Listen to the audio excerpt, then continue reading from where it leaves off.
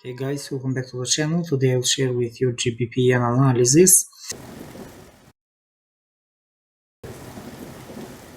As you can see, the top that was reached during the previous weeks, it was reached at 200.50. This is the all-time high for GBPJPY so far. The Bank of Japan didn't take further actions during the meeting, and as you can see, this was the bullish wave created after their meetings.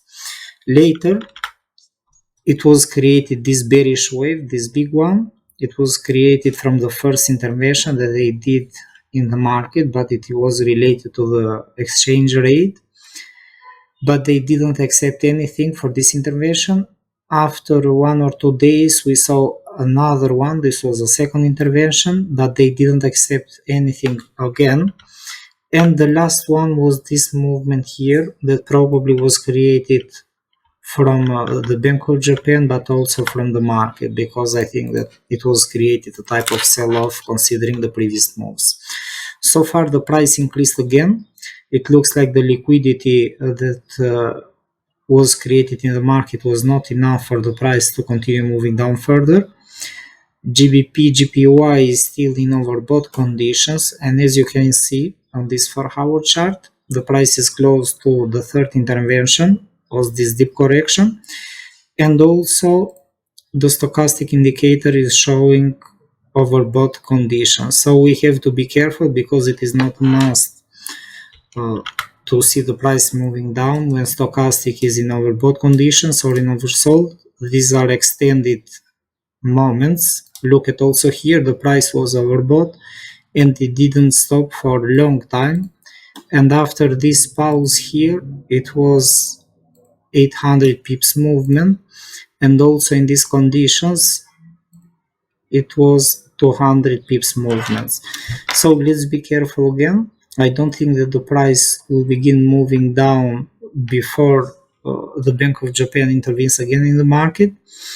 We have to be careful because it is close to the first zone. If the price will manage to break through this area, it will test the second, and if it will manage to break the second, it will test the top again and also the first moment. So that is why we have to be very careful. On the other hand, the other analysis that I posted was USDN that I posted during Friday. We can also see that it has a very similar pattern. Look at how the pattern was created in a 5-wave movement. It is not clear if this is only a corrective movement, because otherwise we may assume something different, but this is the movement created, and here we are in a very similar situation. So look at these moves. Price is close to this area, plus price is close to the same zone. So that is why we have to be very careful. The Bank of Japan also repeated that probably the price is not, let's say, inappropriate levels. It should be below 150 according to them. But on the other hand, they posted only comments and they didn't intervene in the market. Probably we may see any reaction here, and it stands in the same situation as GBPJPY. So for USDN, this is the only currency pair for the Bank of Japan where they have the focus, and they will create the intervention. It is created only on USDN and not on the other pairs. So the other pairs are the result of this price reaction. So let's see when they will create the next bearish movement. The problem is that the movement will be aggressive as it was before. We can never anticipate in advance.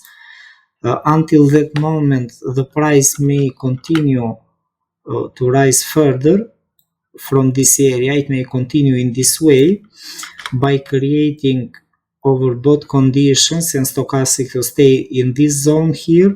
But the only problem is that this is not related to a technical perspective anymore. So all the moves are created only from the Bank of Japan intervention, and as long as they are not doing anything so far, we may see the price rising with very, very small candles. but it will not stop until we see another intervention. So we may see the price just taking the time and rising very slowly every day, probably 20 to 30 pips, as it did before. So also on a 60-minute time frame, look at these candles. These are very small, very thin candles. These are not normal candles created in the market, but on the other hand, we can see that the price is only rising and rising again. So this is a strange fact here, and we must be very careful before selling any of the yen pairs. The problem is that if the market doesn't see the Bank of Japan to intervene, the price may continue to rise in these conditions up to the top of the structure, again, and the stochastic may continue to create something extended in this zone. So it is not a must that the price should move down from a technical perspective. So that's all for these two yen pairs. I hope you guys enjoyed the analysis. Thanks for watching. Please don't forget to hit the like button and follow. Bye bye.